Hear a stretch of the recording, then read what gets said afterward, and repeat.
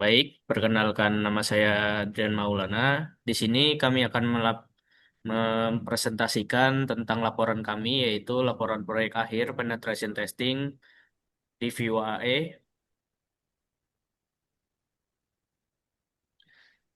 Dan di sini dari proyek kami yaitu yang berjudul Implementasi Penetration Testing menggunakan OASP ZAP untuk deteksi kerentanan SQL injection dan brute force pada DVAE dari Program Studi Sistem Informasi Universitas Bina Sarana Informatika. Baik, perkenalkan dari anggota kelompok kami, yaitu yang pertama, saya perkenalkan, yang pertama yaitu Burhanuddin Rabani, dan yang kedua yaitu saya sendiri Adrian Maulana, dan ketiga yaitu Safina Aisyah Fitri, dan yang keempat yaitu Sultan Adli, dan yang kelima yaitu Yasfi Farhan Yudhistira. Baik, dari menu utama yang kami punya dari pertama yaitu pendahuluan yang berisi latar belakang, rumusan masalah, dan tujuan penelitian keamanan sistem. Dan yang kedua, landasan teori yang berisi dari konsep dasar penetration testing dan keamanan web.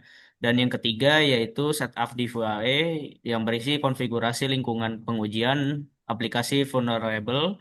Dan yang keempat yaitu SQL injection, yaitu eksploitasi celah injeksi pada database dari aplikasi web. Dan yang kelima yaitu brute force yang berisi pengujian kelemahan autentikasi menggunakan automated attack. Dan yang keenam yaitu OASP ZAP, yaitu berisi scanning vulnerability secara otomatis menggunakan OASP ZAP. Dan yang ketujuh yaitu analisis resiko yang berisi penilaian severity dan dampak kerentanan sistem. Dan yang ke-8 yaitu mitigasi. Dari mitigasi ini yaitu solusi keamanan dan rekomendasi perbaikan sistem.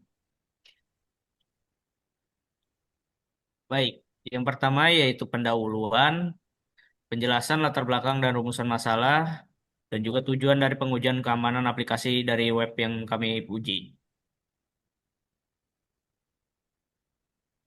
Baik, latar belakang yaitu perkembangan aplikasi ini yaitu berbasis web yang semakin pesat dan juga peningkatkan resiko ancaman dari keamanan cyber, khususnya serangan SQL injection dan brute force yang dapat dimanfaatkan untuk memperoleh akses ilegal serta mencuri data pengguna, dan oleh karena itu diperlukan penetration testing untuk mengidentifikasi dan menganalisis celah keamanan pada sistem.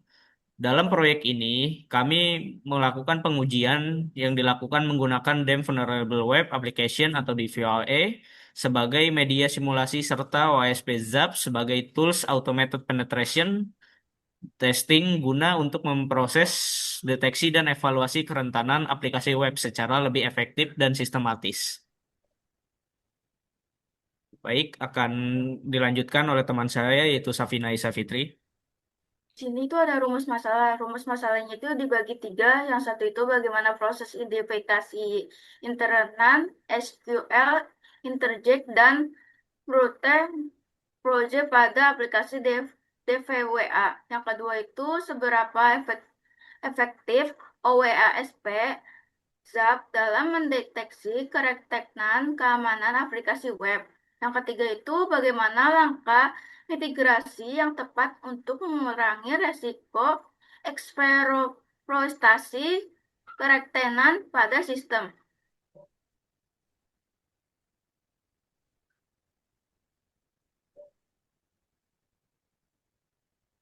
Selanjutnya itu tujuan peneliti satu menerapkan teknik penetration testing untuk mendeteksi kelemahan keamanan pada aplikasi web. Yang kedua itu menganalisis hasil pengujian OWA SPZAP untuk mengetahui tingkat resiko kerendahan sistem. Tiga itu ada memberikan rekomendasi mitigasi keamanan guna mengurangi resiko eksploitasi pada aplikasi web.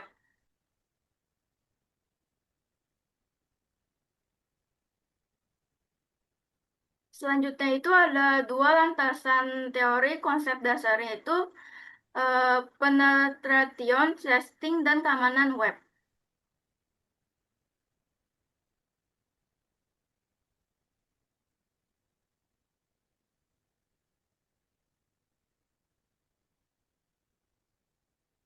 Penelitian testing merupakan metode pengujian keamanan sistem yang dilakukan untuk mengidentifikasi dan evaluasi celah keamanan pada aplikasi, jaringan maupun sistem informasi dengan mensimulasikan serangan seperti yang dilakukan oleh hacker. Tujuannya utama dari penelitian testing adalah menggunakan keretanan sebelum dimanfaatkan oleh pihak tidak bertanggung jawab serta membantu meningkatkan keamanan sistem. Proses penelitian testing umumnya berdiri dari beberapa tahapan yaitu rekonasiase untuk mengumpulkan informasi target, stunning untuk mendeteksi kelemahan sistem, eksploitation untuk melakukan simulasi eksploitasi kertanan, dan reporting untuk mendokumentasikan hasil pengujian berserta rekomendasi perbaikan keamanan.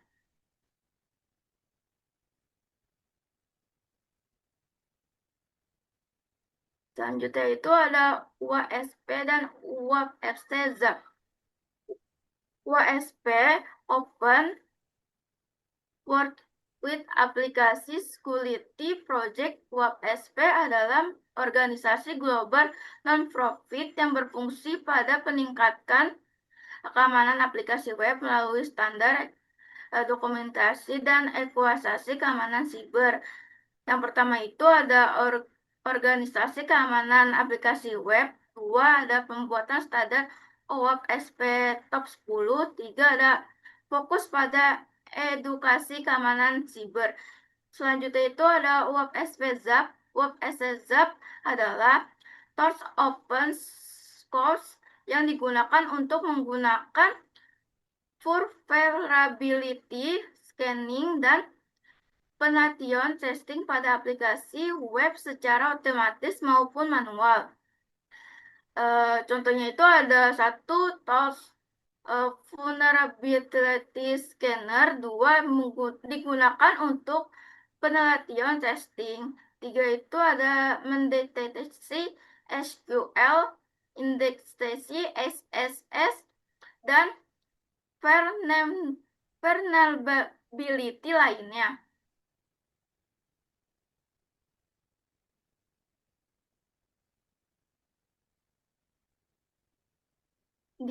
DivaWA merupakan aplikasi web berbasis PHP dan MSQL yang sengaja direncanakan memiliki berbagai celah keamanan untuk kebutuhan pembelajaran, penelitian, testing keamanan siber. Aplikasi ini digunakan sebagai media simulasi hacker legal yang di lingkungan yang aman, terkontrol, hingga menggunakan dapat mempelajari proses eksploitasi serta mitigasi kerentanan pada aplikasi web secara langsung. Security level pada DVWA itu ada satu law hampir tidak memiliki potensi keamanan sehingga vulnerabilitas sangat mudah dieksploitasi.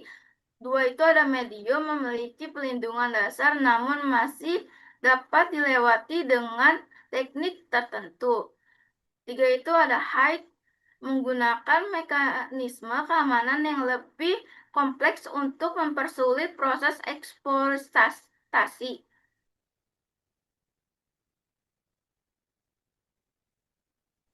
Baik, selanjutnya saya akan melanjutkan dari Safina Aisyah Fitri, nama saya yaitu Burhanuddin Rabani. Sekarang kita masuk ke setup DVOA, yaitu konfigurasi lingkungan pengujian aplikasi vulnerable.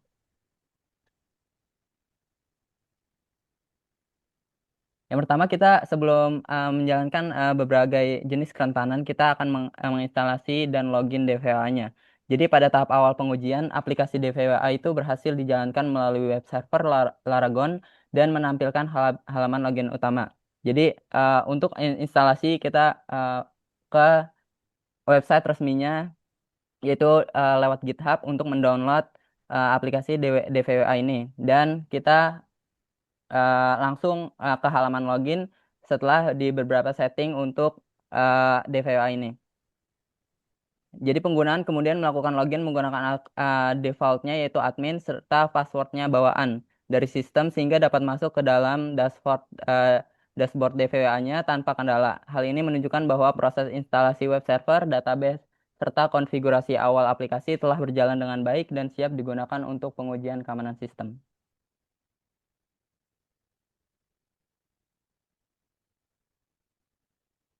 Lalu setelah kita instalasi dan login, apa selanjutnya itu melakukan setup database dan security levelnya kita atur.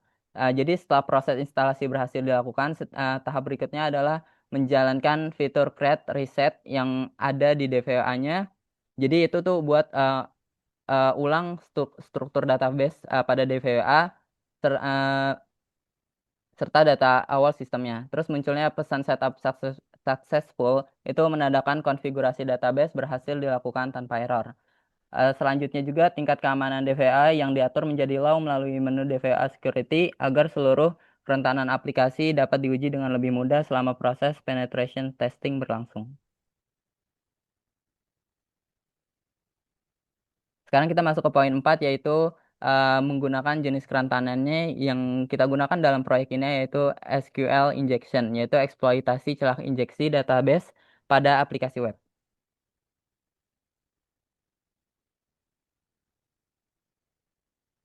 Pertama, kita melakukannya pada level low. Jadi pada tingkat keamanan low ini aplikasi DVWA terbukti rentan karena tidak menerapkan sanitasi input, sehingga data itu pengguna langsung digabungkan ke dalam query SQL tanpa proteksi keamanan melalui pengujian penggunaan payload atau kode yang kita gunakan untuk menyerang sistemnya, yaitu kutip or kutip satu kutip sama dengan kutip satu. Jadi logika query itu berhasil dimanipulasi agar selalu bernilai true. Jadi yang kode kita masukin itu selalu benar dan masuk ke sesuai dengan yang diminta sistemnya. Akibatnya sistem menganggap semua data itu valid yang menyebabkan serangan berhasil dan aplikasi membocorkan seluruh data pengguna di dalam database seperti gambar yang di sebelah kiri.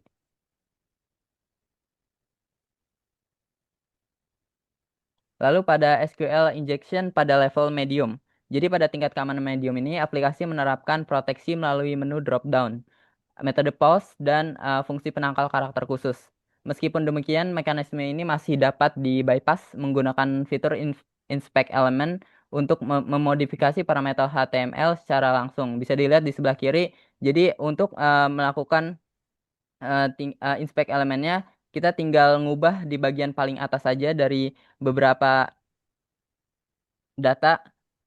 Kita menggunakan payloadnya yaitu satu or satu sama dengan satu, di mana disisipin di bagian paling atasnya untuk memanipulasi logika query menjadi true, yang akibatnya serangan tetap berhasil menembus keamanan dan seluruh data pengguna kembali terekspos seperti gambar di sebelah kiri.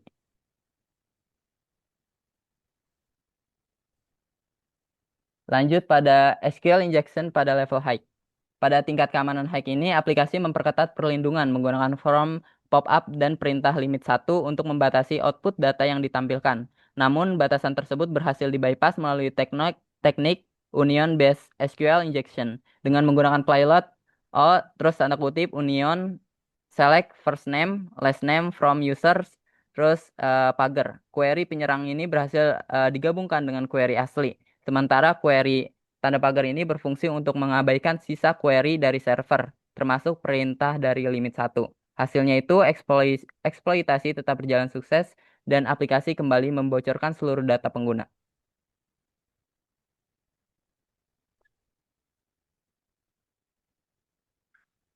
Baik, saya akan melanjutkan dari teman saya yaitu Burhanuddin Rabbani. Nama saya Sultan Adli, saya akan menjelaskan bagian brute force.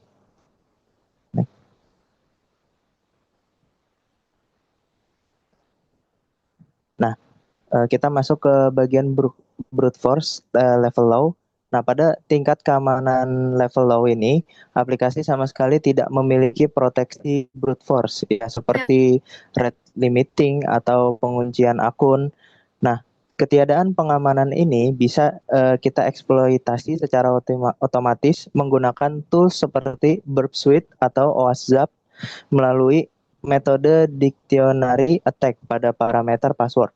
Nah, tanpa adanya hambatan, ratusan request dapat dikirimkan dengan cepat karena tadi tidak ada sama sekali proteksi brute force, maka ratusan request dapat dikirimkan dengan cepat. Dan kata sandi yang valid sukses diidentifikasi melalui perbedaan ukuran respon atau length atau status HTTP dari server.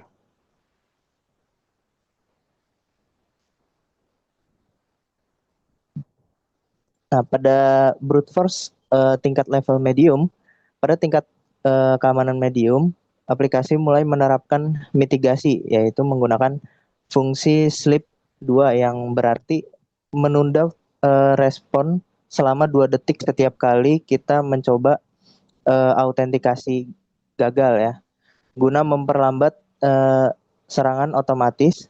Nah, meskipun mekanisme ini berhasil memperpanjang durasi pemindaian secara signifikan, tapi pengujian ini membuktikan bahwa sistem masih rentan, walaupun memakan waktu yang sangat lama, tetapi masih bisa diretas karena tidak ada fitur pemblokiran akun. Kata sandi pada akhirnya tetap berhasil diretas setelah alat penguji selesai mengeksekusi seluruh kombinasi pada word list.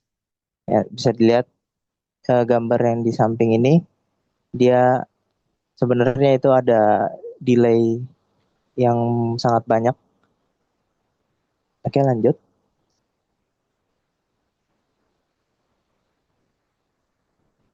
Nah, pada brute force level high, pada tingkat keamanan high, aplikasinya sudah menerapkan pertahanan kompleks, yaitu menggunakan waktu tunda acak kayak CSRF. Nah, anti CSRF ini secara efektif menggunakan alat serangan otomatis standar.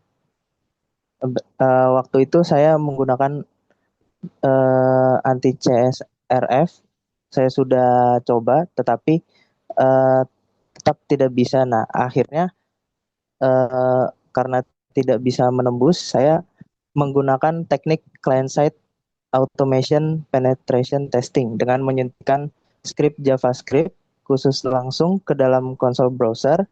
Nah, script ini bekerja secara otomatis mengekstrak token terbaru dari struktur HTML dan menyinkronkannya dengan payload kata sandi pada setiap percobaan pengiriman melalui pendekatan eksekusi di sisi klien ini. Mekanisme validasi token dari server berhasil dibypass sepenuhnya sehingga kata sandi administrator pada akhirnya sukses diretas. Nah, bisa dilihat di gambar ini. Balik dulu. Nah, di sini terjadi error pada gambar yang ketiga itu saat saya menggunakan aplikasi OWASP Zap yang tidak memiliki anti CSRF-nya. Saya sudah coba dan tidak bisa. Akhirnya saya menggunakan teknik client side. Oke, next. Baik, saya akan melanjutkan presentasi dari Sultan Adi. Nama saya Yasi Fikarhan Yudhistira. Saya akan menjelaskan di sini tentang OSPZ. Jadi ini tuh alat pengujian penetrasi yang otomatis biasanya dipakai developer sama quality assurance di perusahaan kecil sampai menengah ke atas. Karena ini bisa mendeteksi otomatis. Nah, ini tuh sudah berlisensi juga. Jadi biasanya dipakai banyak programmer, banyak quality assurance. Nah, di sini tuh ada laporannya tentang OSPZ. Jadi itu ketika memakai OSPZ, pertama kali kita akan diarahkan ke manual explore ataupun automated explore. Di sini kenapa memakai manual explore? Karena sekali lagi di sini DVWA adalah ya aplikasi yang masih berjalan di lokal. Jadi karena masih lokal host, target terbaiknya adalah manual explore. Bila aplikasinya itu udah jalan secara online atau misalnya punya domainnya sendiri, contoh .NET atau .gov atau misalnya yang lain-lain, nah itu bisa menggunakan automated scan. Nah, lalu di OSP Zap itu ada namanya proses active scan, jadi kita pilih, misalnya bagian login itu kan bisa di brute force. Nah, di brute force kita klik kanan di bagian OSP Zap-nya, lalu mengklik active scan, nanti OSP Zap akan mengirimkan metode fusing atau bisa dibilang itu ribuan attack ataupun ratusan serangan ke software atau websitenya. Jadi untuk menguji server di websitenya tersebut. Nah, setelah di attack tadi menggunakan metode fusing, nanti hasilnya itu akan muncul di bawah.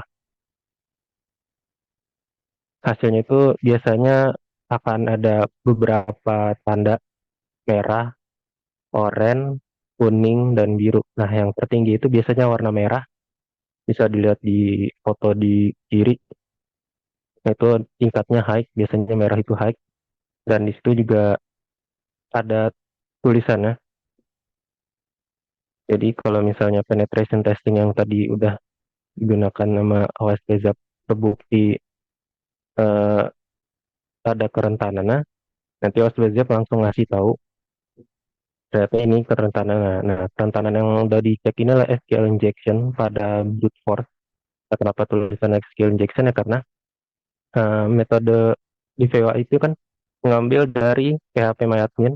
Jadi dengan SQL injection brute force pun bisa, apalagi misal di tingkat brute force yang low dan medium, SQL injection itu udah sangat bisa banget karena tidak ada token anti CRF, karena nggak butuh token anti CRF. Nah, selanjutnya itu yang kedua nih, setelah berhasil ngasih tahu apa sih tadi celah keamanan, nah, nanti OSP Zap itu akan memberikan eh, seperti highlight gitu, highlight codingan mana di bagian mana yang memunculkan fatal error. Contohnya di sini ada bagian query basis data. Nah, itu kan seperti yang saya bilang tadi, kenapa di bagian brute force itu bisa ditembus dengan SQL injection karena di VWA sekali lagi menggunakan koneksi langsung ke PHP MyAdmin. Jadi di SPZAP-nya ini memberi saran pada struktur query basis datanya dapat error dan beberapa respon dari servernya juga.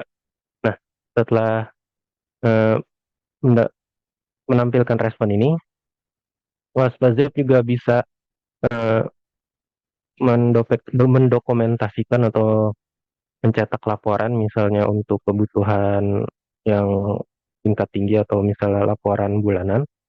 Misalnya setelah pengembangan, laporan bulanan pengembangannya itu bagaimana di tingkat keamanannya bisa. Jadi nanti bisa diekspor. Nah, hasil ekspor itu nanti akan muncul resikonya apa aja.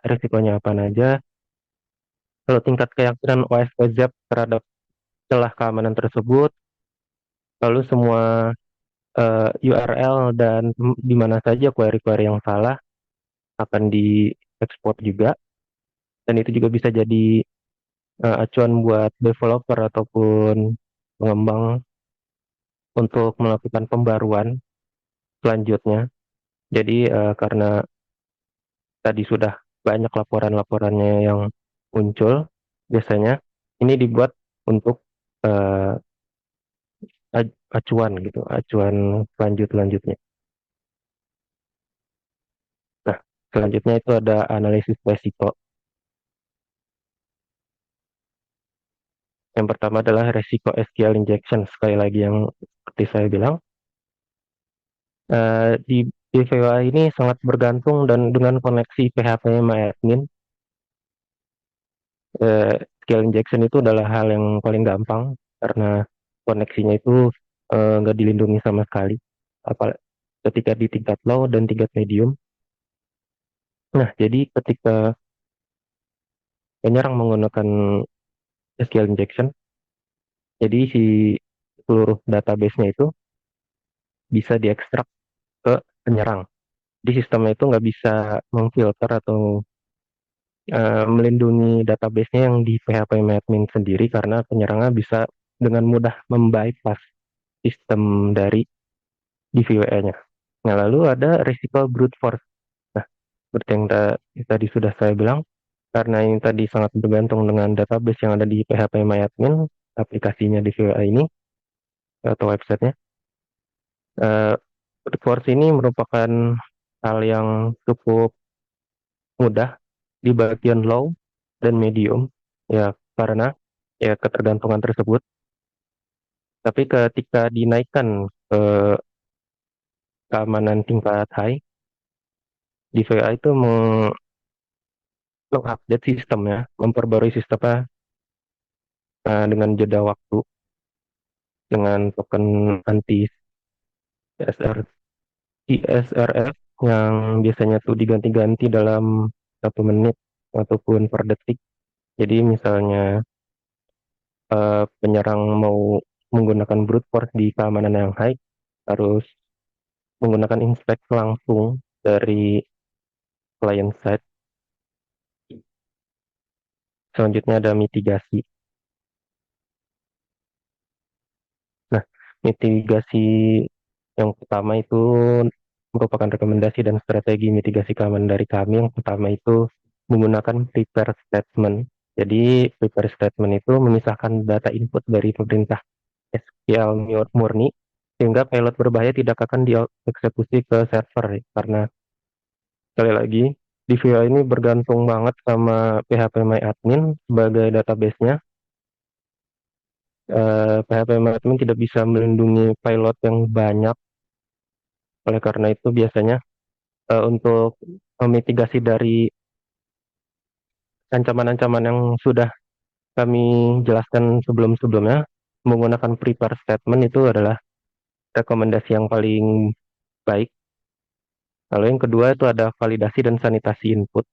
Nah, ini tuh memastikan setiap input di form ataupun di terminalnya tuh bisa memfilter angka yang murni ataupun misalnya memblokir karakter khusus seperti emot atau pagar atau bintang atau tambah atau minus, semua karakter-karakter khusus yang biasanya dipakai untuk SQL injection ataupun brute force.